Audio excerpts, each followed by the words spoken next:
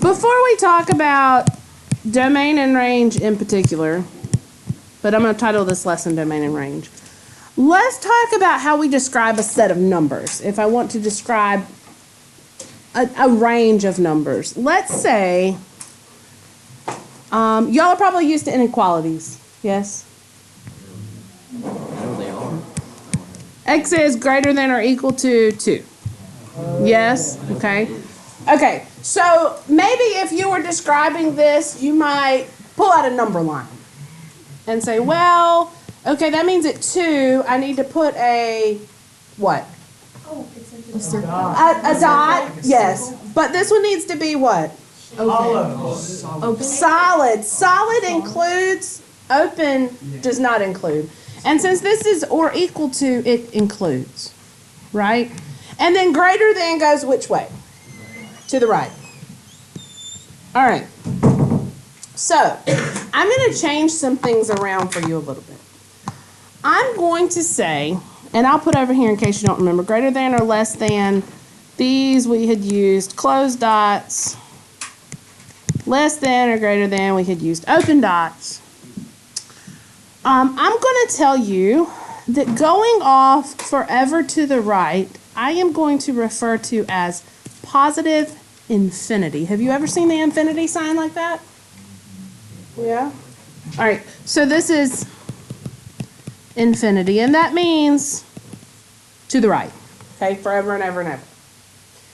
So then I'm going to tell you that to the left forever and ever and ever can be represented by negative infinity. Follow me so far? I'm also going to change your dots from dots to either, I didn't leave myself enough room here. I'm going to come over here and do a little chart.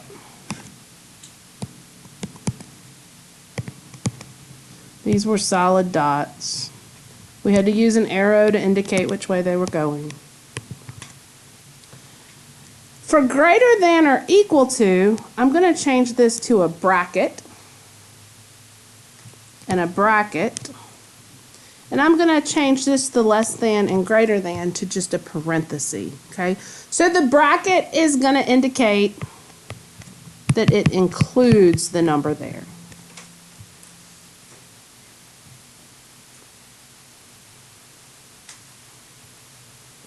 So now, when I look at this on the number line, I'm going to replace this with a bracket. And I'm going to write this inequality in what we call interval notation. Okay?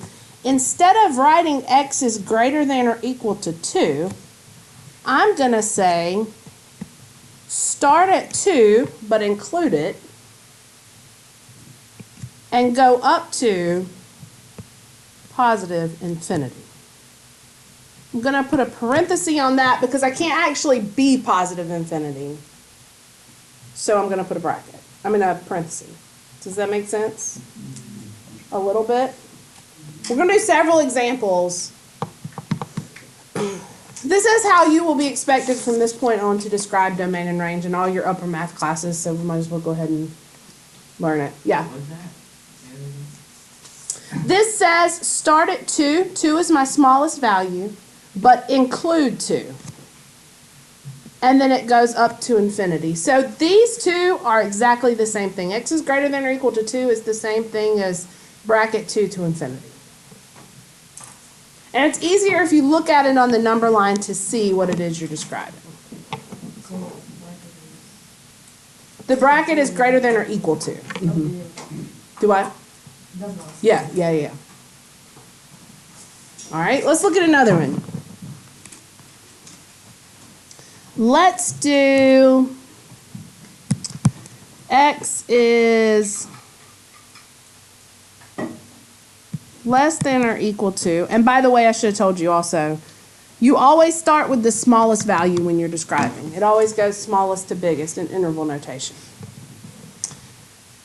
So let's say x is less than or equal to 4. And as you're getting used to this, it may be easier if you do plot it on a number line so that you can see.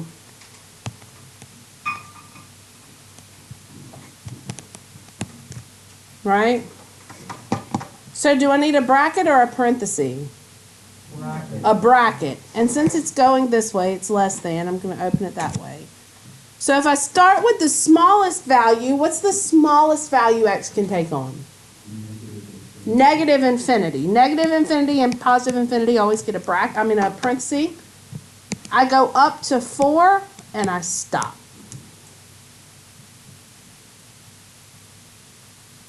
Does that make sense?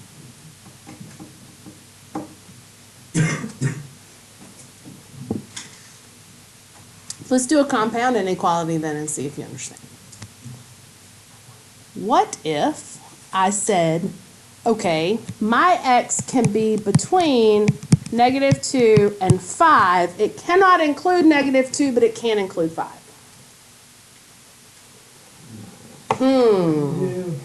When you do a parenthesis around -2 and a bracket around -2. You absolutely would. You absolutely would. So my smallest value that x can be is going to be -2. And y'all are correct. I do a parenthesis. And it goes up to 5. And I need a bracket because it includes it. So it can be -2. Correct. That's why there's a parenthesis instead of a bracket.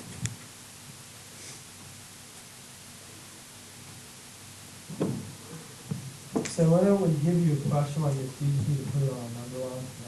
No, this is what I want. Interval notation.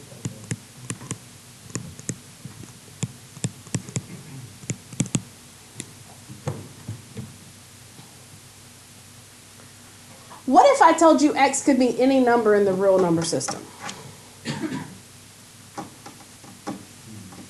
What if x could take on any value on that number line? Negative infinity to positive infinity.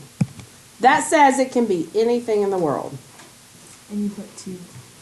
Two parentheses because you always want infinities in parentheses because they don't include that number.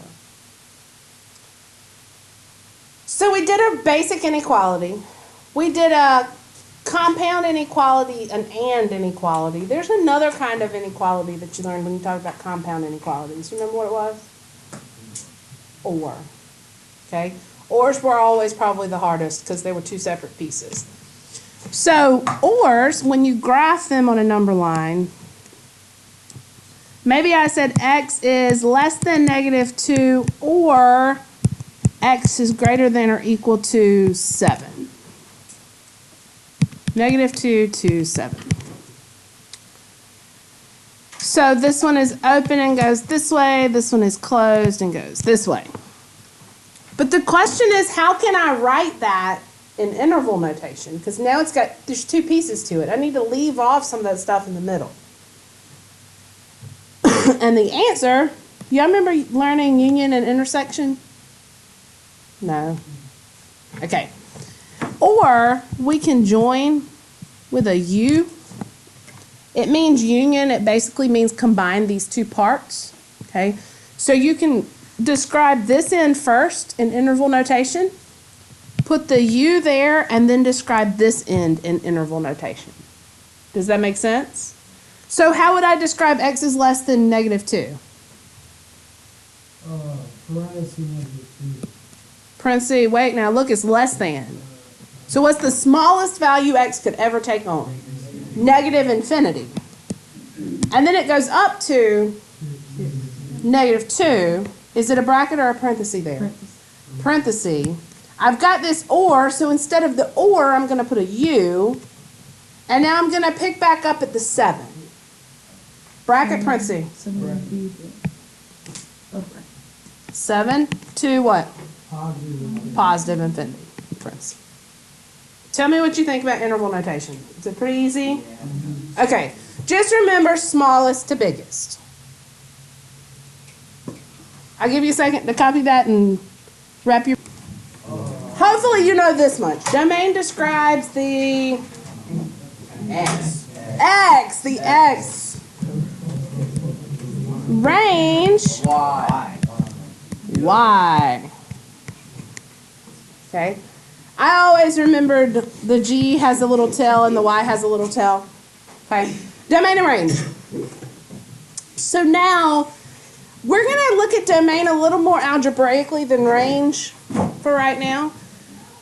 For domain, if I'm talking about X, what I want you to think about, let's look at it graphically first. Let's just look at it graphically. Let's say I have my parabola. Domain, if domain describes X, X is the horizontal axis, so I'm looking left to right, okay? So I want to know what all values can X have. So looking at the picture, Negative infinity to positive infinity. absolutely, good job. Great job. There are no restrictions on X. In other words, anywhere I go on this X-axis, there's going to be a corresponding Y that goes with it. Do you see that? It might be way, way up, but it's going to have a Y. So my domain for this, you're absolutely right, is negative infinity to infinity because there's nothing keeping it from going left to right. Now the range gets a little tricky.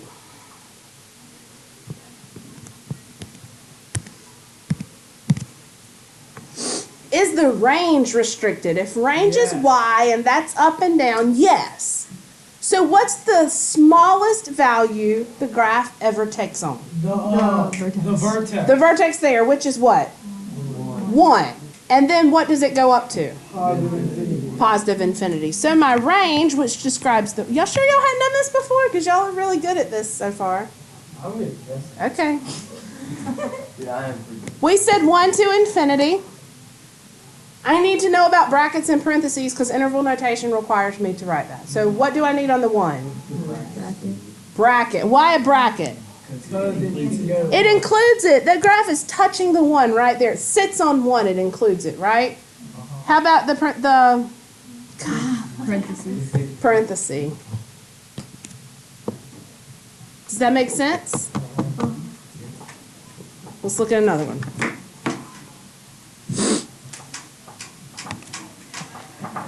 Now, we aren't doing these just yet, but y'all keep asking what happens if you turn it on its side.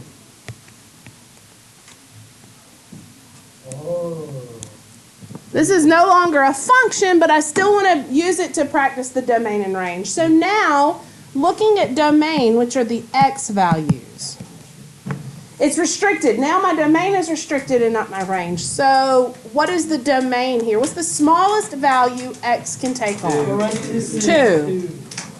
Bracket. Why bracket, not parentheses? It's on the point. It sits on that point. And what does it go up to? Positive infinity. How about the range?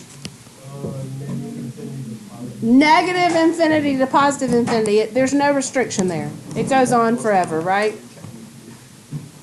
Does that make sense? How about... Am I going too fast? Okay. Let me go back. Okay. Come on. How about...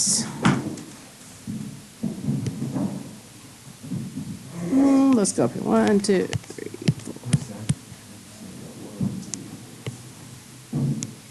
4. Domain. It's 5 to negative infinity. No. It's infinity. Oh man.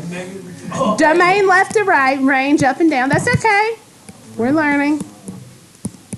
How about the range? Now give me the range. Is it? Why? Oh my god. How about the lower? Start with the lowest. Start with the lowest. Bracket because the point's on it.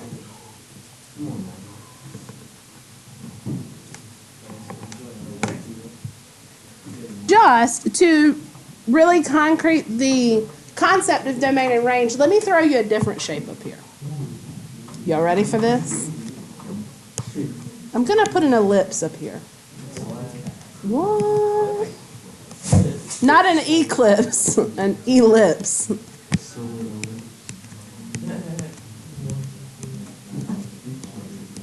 Which we will get to, hopefully.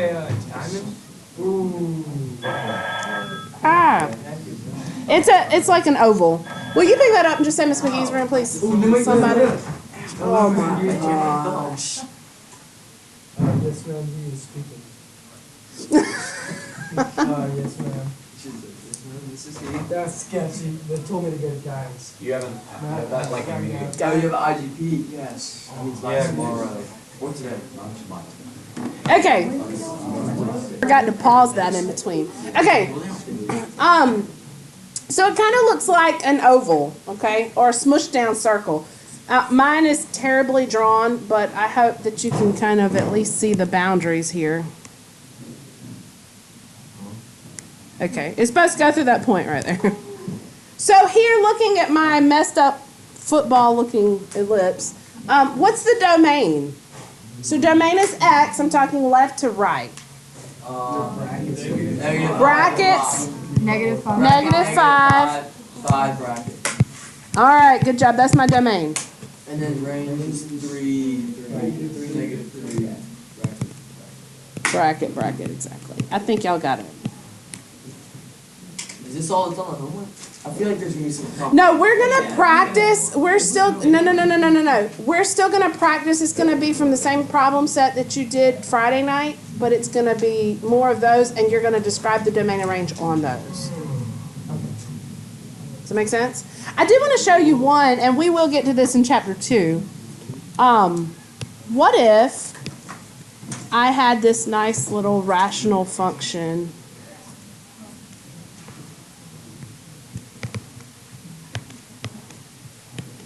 Oh, I got it. What if it looked like that?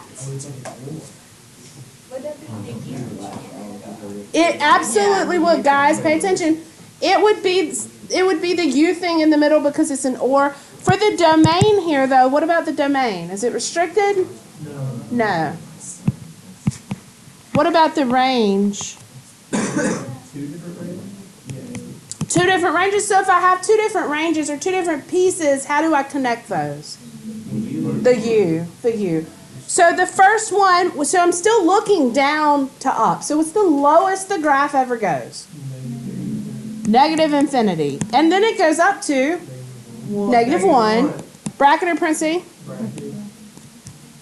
And then U. And then I pick back up with what? 2. Up to. Does that make sense? Okay. Just something to think about. What kind of things algebraically could restrict your domain? Think in terms of the equation, the formula that you're given in the beginning. What kind of things can you think of that you've learned that wouldn't let you put certain values in for X? Can you think of anything? I can think of 2 situations that you should know of right now. What if I had something like this? It's restricting my domain. There's a domain restriction on this. If domain describes X, can you look at that and tell a value that you should never plug in for X? Below 2. Not just below 2, but 0. But yes, 0, negative 2. That's what I wanted you to get to. I couldn't get my words out right. Why can you not have negative 2? Because that would make 0 on the bottom. That would make 0 on the bottom. You can't let that be 0. So my domain would be restricted, and that X could never be negative 2, but it could be anything else. You see what I'm saying? And we'll get to that a little bit more. Because if 2 plus negative 2 is just... If you plugged in a negative 2 for X there, You can't have a 0 as a number. that's undefined. You can never divide by 0, right? So that's So, the only number it could be? that's the only number that couldn't be. But then you could get into something like a radical, and what can never be under a radical? Well, you can do 0, you can do square root of 0. What can't you take the square root of? 1. A negative number. Oh, y'all. So, so this would have to always stay positive. So that would restrict my domain again. Again, you don't have to know that for right now, but I want you to be thinking about it because we will get to that eventually. All right, questions so far?